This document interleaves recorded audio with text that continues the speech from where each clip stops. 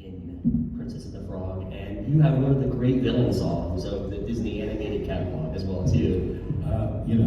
Sometimes the perspiration meets the inspiration and luck. I feel very fortunate. There were, a lot of guys that really wanted to play the part. A lot of guys, could have played the part. I'm glad they chose me. I'm glad I got to do it, and I had big fun doing it. Very cool.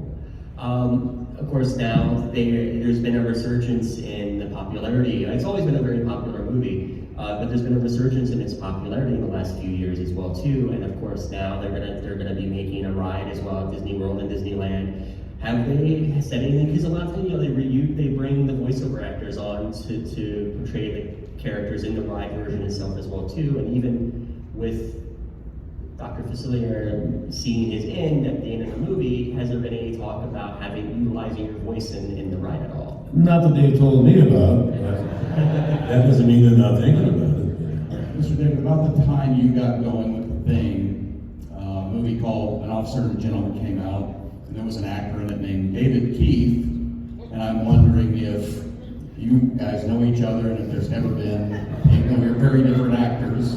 We definitely know each other. As a matter of fact, when we met, we talked about how, man, in those days, you could sort of double book. If I were traveling and I wasn't sure I'd get out in time to make that flight, I'd make another reservation in the name of David Keith. Or he would make a reservation in the name of Keith David. And by the time when we got up to the desk, if there was any confusion, say, "Oh, this is my name." Somebody reversed it. So we have had our encounters. We've never worked together yet, although there's a project coming for us that we're just embarking on. So I can't say whether or not we will get to do this particular project together, but it's mentioned. It just might come up. Hello, Mr. David. I know by the time they came out, you were well onto your esteemed career, and working with Roddy Piper, not just counting Hell Comes to Frog Town, not quite the most experienced actor. Is there anything you can say you took away from him in terms of helping your acting career, tips or tricks? I had such big fun working with Roddy. He was very hungry to learn how to be a better actor. And, so we had many conversations about acting and what to do. And John, by that time, was also, had come up and was able to communicate to actors very well.